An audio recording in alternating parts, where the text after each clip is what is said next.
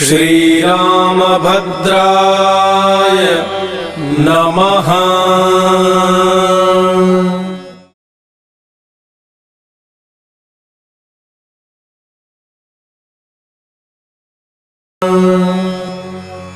रामाय रामभद्राय श्रीरामचंद्राय।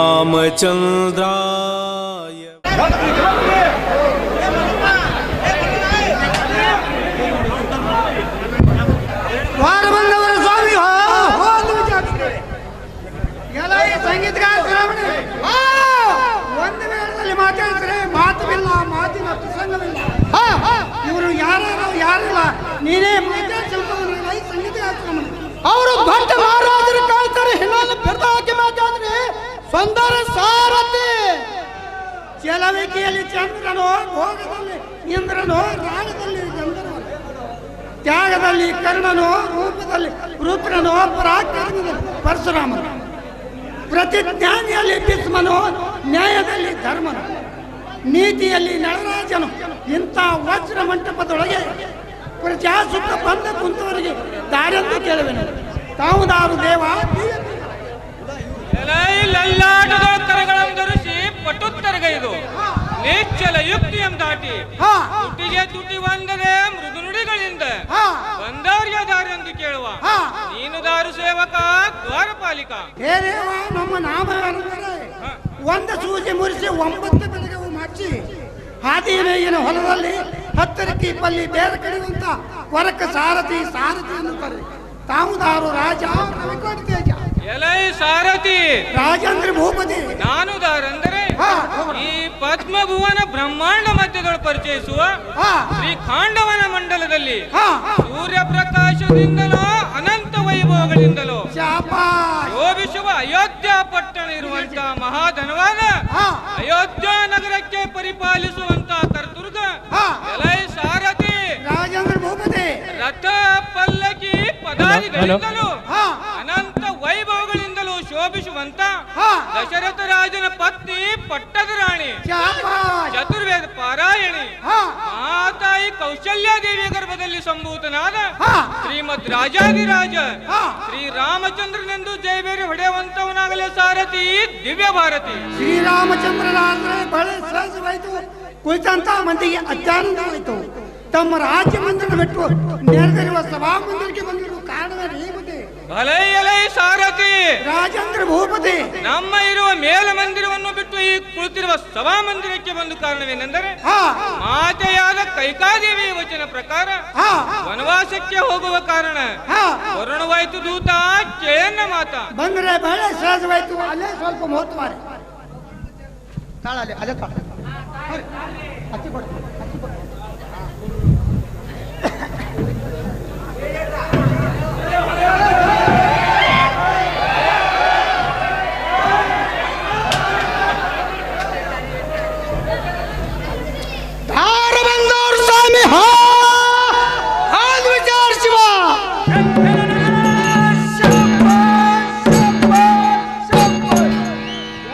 ಸಂಗೀತಗಾರ ಶಿರೋಮಣಿ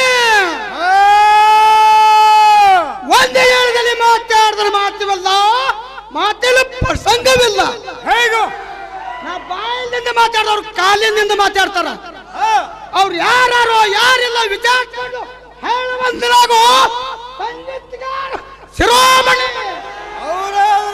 ದೊಡ್ಡ ದೇವರಂತ ಕಾಣ್ತಾರೆ, ಇನ್ನೊಮ್ಮೆ ಬಿರ್ದಾಳಕ್ಕೆ ಮಾತಾಡಿಸ್ರಿ. ಹೇ ಬುದ್ಧಿ 3 ಕೋಳಿ ಎಣ್ಣೆ ಹಾಕೊಂಡು ಅತ್ತನಕ್ಕೆ ತಂದು ಕೆತ್ತನೆ ಕುದಿಸಿ 6 ತಾಲೆ ತೆಗೆದು 3 ಬೇಟಿಗೆ ಹೊಡೆದು ಶಾಬಾಸ್ ಕೋಳ್ಯಾಗ ಹೋಗಿ ಕುಚ್ಚಿರ್ದ ಕೆಳಗ ಚಿತ್ತಾಗಿ ಅಂಟದ ಮ್ಯಾಗ ಬಂದು ನಿಂತ. ಅಂತವ್ರು ಬಂದು ನಿಂತು ಮಾತನಾಡ್ತ ಹೌದಾರು ಪುಂಡ ಗಂಡ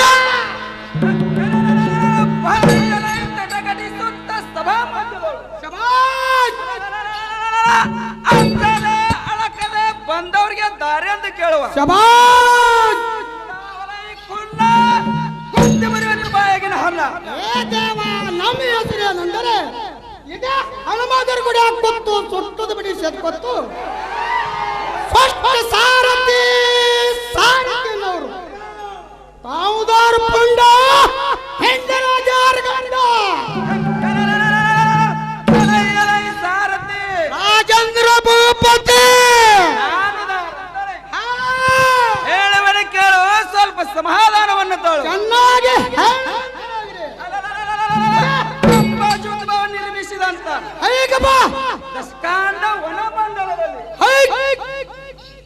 ಕೂಚ್ಗಳದಿಂದ ಅಲಲಲ ಚಕ್ರದ ಹೂದಳ ಎಲೈ ಸಾರಥಿ ರಾಜೇಂದ್ರ ಭೂಪತಿ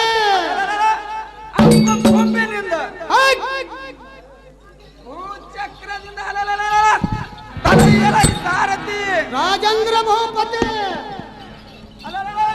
ಭದ್ರಕರವಾದ ಸಮುದ್ರ ಸ್ಥಾನದಲ್ಲಿ ಉದ್ಭವಿಸಿದಂತ ಮತ್ತು ಸದ್ಭಕ್ತರಿಂದ ವರ ಪಡೆದಂತ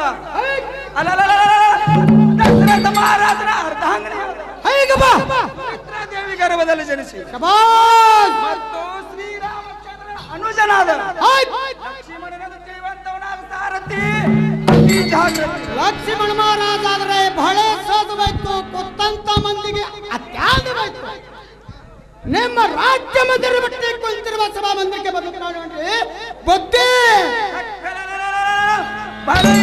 ಸಾರಥಿ ರಾಜೇಂದ್ರ ಭೂಪತಿ ನಮ್ಮ ಇನ್ನುವ ಮೇಲೆ ಮಂದಿರವನ್ನು ಬಿಟ್ಟು ಕುಳಿತಿರುವ ಸಭಾ ಮಂಟಪಕ್ಕೆ ಬಂದಿರುವ ಕಾರಣವೇನೆಂದ್ರೆ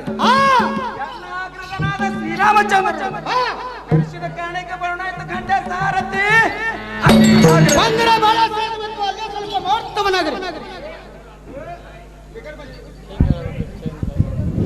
ದ್ವಾರ ಬಂದವರ ತಾಯಿ ಹೋ ಅಂತ ವಿಚಾರಿಸಿದ ಎಲ್ಲ ಈ ಸಂಗೀತಗಾರ ಚುನಾವಣೆ ಮಾತಾಡ್ತಾರೆ ಮಾತಿಲ್ಲ ಮಾತಿನ ಪ್ರಸಂಗವಿಲ್ಲ ಇವರು ಯಾರು ಯಾರಿಲ್ಲ ನೀನೇ ಮಾತಾಡ್ಸುವಂತವನಲ್ಲ ಈ ಸಂಗೀತಗಾರ ಚುನಾವಣೆ ಅವರಾದ್ರೆ ಪಟ್ಟದ ರಾಣಿ ಇರ್ತಾರೆ ಏನೋ ಬಿಡದಳಾಗಿ ಮಾತಾಡ್ತಾರೆ ಬುದ್ಧಿ ಜಾಣಿವೇಣಿಯೇ ಪಾಣಿವೇಣಿಯೇ ಸುಸವಾಣಿಯೇ ಸುಧಾರಣಿಯೇ ಕುಂಕುಮದ ಮಣಿಯೇ ಕರಮಣಿಯೇ ಡಾಗಿಣಿಯೇ ನಿನ್ನ ಕಣ್ಣು ವರ್ಣ ತುಟಿಯನ್ನು ನೋಡಿ ಎನ್ನ ಮನೆ ಸಂತೋಷವಾಯಿತು ಅನುಭಾವದಿಂದ ಶರಣ ಮಾಡುವನು ಕರುಣದಿಂದ ತಮ್ಮ ನಾಮಕರಣವನ್ನು ಕೇಳಬೇಕಮ್ಮ ಜಗದ ಮನೆ ಎಲ್ಲೋ ಅಪ್ಪಯ್ಯ ಈ ಸುಂದರವಾದ ಸಭೆಯಳು ಬಂದು ಮಂದಹಾಸದಿಂದ ನನ್ನ ನಾಮಾಂಕಿತವನ್ನು ಕೇಳುವ ನೀನು ದಾರು ಕಂದ ಎನ್ನ ಮನಕಾನಂದ. ಏ ಅಮ್ಮ ನಮ್ಮ ನಾಮವೇನೆಂದರೆ ಹುಡುಗಿಗೆ ವಾದೆ ಹುಡುಗಿ ಕಂಡು ಬಿದ್ದಳು, ಹುಬ್ಬಳ್ಳಿಯಲ್ಲಿ ಹುಬ್ಬಾರಿಸಿದಳು, ಕಣ್ಮೂಸದಲ್ಲಿ ಕಣ್ಣು ಹೊಡೆದಳು. ಯಾತ್ನಾಳ ಮುಂದೆ ಯಾಕಂತ ಕೇಳಿದ್ರೆ ಬ್ಯಾಸಿಗೆಯಲ್ಲಿ ಮಾಡ್ತಿಳು, ಕುಸನಳಿಯಲ್ಲಿ ಕುಸಿ ಕುಪ್ಪಸ ಬೇಡಿದಳು, ಮಾರಾಟದಲ್ಲಿ ಮಾಡಿಕೊಂಡಳು, ಉಡಿಚಾಣದಲ್ಲಿ ಹುಡುಗಿ ಹಚ್ಚಿಕೊಂಡಳು. ಹಸ್ತಾಪುರದಲ್ಲಿ ಹಾಸಿಗೆ ಹಾಸಿದ್ದೆವು, ಮನಗುಳಿಯಲ್ಲಿ ಮನ್ಕೊಂಡಿದ್ದೆವು, ನಿದ್ದೊಡಿಯಲ್ಲಿ ನಿದ್ದೆ ಹತ್ತಿತ್ತು. ಆ ಜಿಲ್ಲೆಯ ಮುಂದೆ ಎಚ್ಚರಿಕಾಯಿತು. ಹೊನ್ನೂರ ಹೊಳೆಯ ದಂಡೆಗೆ ಹೋಗಿ ಹೊಳ್ಳೆ ನೋಡೊಳಗೆ ಹೊಟ್ಟೆ ನಿಂತಿತ್ತು. ದಿಂಡೂರದಲ್ಲಿ ದಿನ ತುಂಬೈತು, ಬೇಲೂರಲ್ಲಿ ಬ್ಯಾನಿ ತಿಂದಳು, ಹಡಲಿಯಲ್ಲಿ ಹಡದಳು. ಸುಲ್ತಾನಪುರಕ್ಕೆ ಹೋಗಿ ಸೂಲಿಗಿತ್ತೆಯನ್ನು ಕರ್ಕೊಂಡು ಬಂದು ತಳದು ಕಳೆದು ತಾಳಿಕೊಂಡು ಹೋಗುವಂತ ತಳದ ಸಾರಥಿ ಎನ್ನುತ್ತಾರೆ. ತಾವುದಾರಮ್ಮ ಜನನೇ ಜಗದ ಭವನಿ. ಅಪ್ಪ ಸಾರಥಿ, ಅಮ್ಮ ಜನನೇ, ನಾನು ದಾರೆಂದರೆ ಅಯೋಧ್ಯ ಪಟ್ಟಣವನ್ನು ಪರಿಪಾಲಿಸುವಂಥ ಶ್ರೀರಾಮಚಂದ್ರನ ಪತ್ನಿಯಾದ ಸೀತಾದೇವಿ ಎಂದು ತಿಳಿಯ ಬಾಲ ಪುಣ್ಯಗುಣಶೀಲ. ಸೀತಾದೇವಿ ಆದ್ರೆ ಬಳೆ ಸಹಜವಾಯಿತು, ಕುಳಿತಂತ ಮಂದಿಗೆ ಅತ್ಯಾನಂದವಾಯಿತು. ತಮ್ಮ ರಾಜ್ಯ ಮಂದಿರ ಬಿಟ್ಟು ಈ ನೆರೆದಿರುವ ಸಭಾ ಮಂದಿರಕ್ಕೆ ಬಂದರು ತಾಯಿಯನ್ನು ಮಾತಾಡಿ. ಅಪ್ಪ ಸಾರಥಿ, ನನ್ನ ಅಂತಃಪುರವನ್ನು ಬಿಟ್ಟು ನಾವೀ ಸಭಾ ಮಂಟಪಕ್ಕೆ ಬರಲು ಕಾರಣವೇನೆಂದರೆ ನನ್ನ ಪತಿಯ ಆಜ್ಞೆಗನುಗುಣವಾಗಿ ನಡೆಯುವ ಸಲುವಾಗಿ ನಾನೀ ಸಭಾ ಮಂಟಪಕ್ಕೆ ಬರಬೇಕಾಯಿತು ಬಾಲ ಸದ್ಗುಣಶೀಲ. ಬಂದರೆ ಬಳೆ ಸಹಜವಾಯಿತು, ಅಲ್ಲೇ ನಮೋ ನಮೋ ರಾಜ ರವಿಕೋಟಿ ತೇಜ. ಆಯುಷ್ಯ ಭವತಿ, ನಿನಗೆ ಮಂಗಲವಾಗಲಿ. ಹೇಳುತ್ತಮ್ಮ, ಇರಲಿ ಪ್ರೇಮ. ಪತಿದೇವ, ನಿಮ್ಮ ಪಾದ ಚರಣಗಳಿಗೆ ನಮಿಸುವೆನು ಕಾಂತ. ಹೇ ಸತೀಶ್ರೋಮಣಿಯೇ, ನಿನಗೆ ಶತಶತ ಶುಭ ಆಶೀರ್ವಾದಗಳು. ಹೇಳುವಂತವಳಾಗು ನಾರಿಮಣಿಯೇ, ಪ್ರಿಯ ಸಖಿಯೇ. ಆ ಹೇ ಅನುಜನಾದ ಲಕ್ಷ್ಮಣನೇ, ಹೇ ಆಕೃಜನಾದ ಶ್ರೀರಾಮಚಂದ್ರ ದೇವರೇ, ನಾನೊಂದು ವಚನಾರ್ಥವನ್ನು ಹೇಳುತ್ತೇನೆ, ಚಿತ್ತಪಟ್ಟು ಕೇಳುವಂತವನಾಗ. ಪ್ರೀತಿಯಿಂದ ಹೇಳುವಂತವರಾಗಲಿ.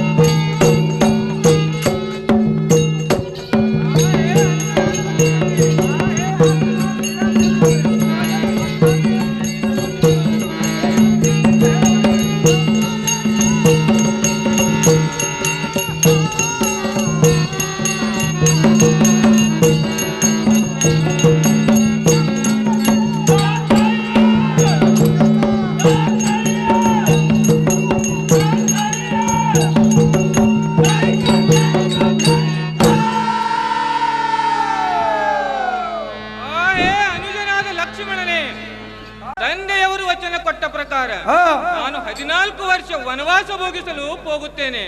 ನಾನು ತಿರುಗಿ ಬರುವ ತನಕ ರಾಜ್ಯ ಪರಿಪಾಲನೆ ಮಾಡುವಂತವನಾಗು ಅನುಜ ಭಾನುಕುಲ ತೇಜ. ಕೃಷ್ಣನಾದ ಶ್ರೀರಾಮಚಂದ್ರ ದೇವರೇ, ಅನುಜನಾದ ಲಕ್ಷ್ಮಣನೇ, ನಾನೊಂದು ವಚನಾರ್ಥವನ್ನು ಹೇಳ್ತೀನಿ, ಕೇಳುವಂತವನಾಗ್ರಿ. ಅದು ಏನಿರುವುದು ಹರ್ಷದಿಂದ ಹೇಳುವಂತವನಾಗು.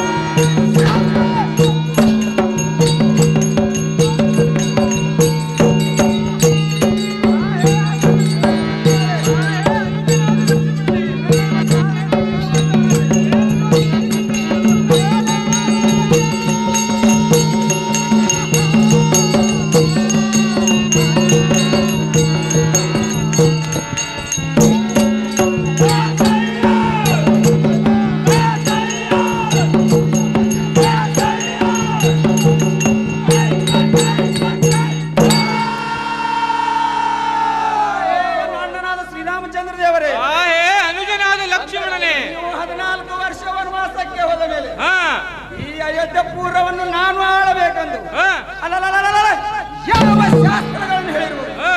ನಿನ್ನನ್ನು ಬಿಟ್ಟು ಕ್ಷಣ ಮಹಾತ್ಮ ನಾನು ಇರಲಾರೆನು. ನಿನ್ನನ್ನು ಹಿಂಬಲಿಸಿ ಬರೆಯುವ ರಾಜ ರವಿಕೋಟಿ ತೇಜ.